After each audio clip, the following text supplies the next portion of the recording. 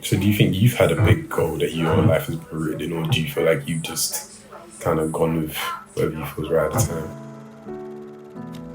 Yeah, I think it's more that, isn't it? Because I never had a academic goal, because I wasn't brought up to have one. So I never had that. So I think along the way, I've discovered goals and worked towards them rather than this is my goal in life. I think that's the interesting thing, because as you said, like, I have been raised with that mentality. I think as I'm getting older, I don't know whether I'm seeing it as like it's a negative sometimes. Like I do think goals are important in terms of like, because it steers you in a place to go, and like having a why is very important. Yeah, of course.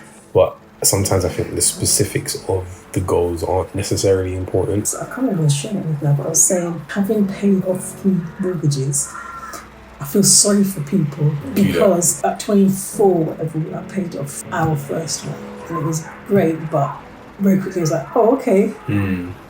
Like when I went to the bank the last time, April, to pay off the mortgage, and it was like, oh, how does that feel? And literally I kind of was like, because it was like, I've done this twice already, but you don't want to be rude. Because to her it was like, wow. You see what I'm saying? And so to me, sometimes I feel like, I feel sorry for you guys, because I'm 55 and I've done it 3 times. Whereas you're going to do it for the first time when you're 60, 65, 17, and you're going to get there having worked all these years and thinking, is that it? And I think that's true of anything that we set out to achieve. I think the apartment and graduating has really put things into perspective, because I had that moment when I was in my apartment and I was like, this is like a really big deal to a lot of people. Like when I posted that video, so many people were like, congratulations, and I was just like, I couldn't help but feel like they were just 4 walls. Yeah, exactly. Do you know what I mean? And it wasn't even, when you think about the bills, it was just, again, like, it's actually just space. Exactly, because that goal might be, I want to get a 5-bedroom house with a pool in the garden in the back. You see what I'm saying? And that might be what you're striving for. But when you actually get it, how is that making you feel fulfilled? So in this life, we are motivated by things, whether it be that money or things that we have, and there's a status that comes along with that. And that's why the Bible speaks, it talks about, it doesn't say don't get rich, don't have money, but it's understanding. It's all about being focused on God. And whatever you have is not only a blessing for you, but it's a blessing for others.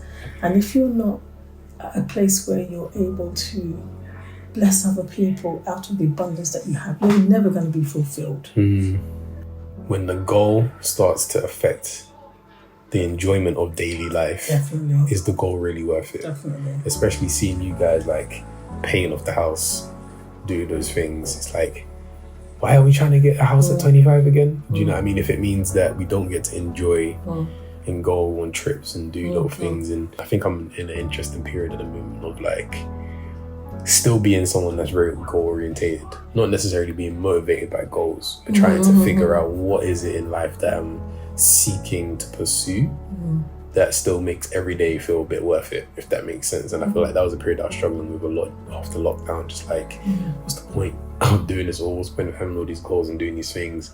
It's like, what's the one thing that is, even if you don't achieve it, the pursuit was enough? Do you know what I mean?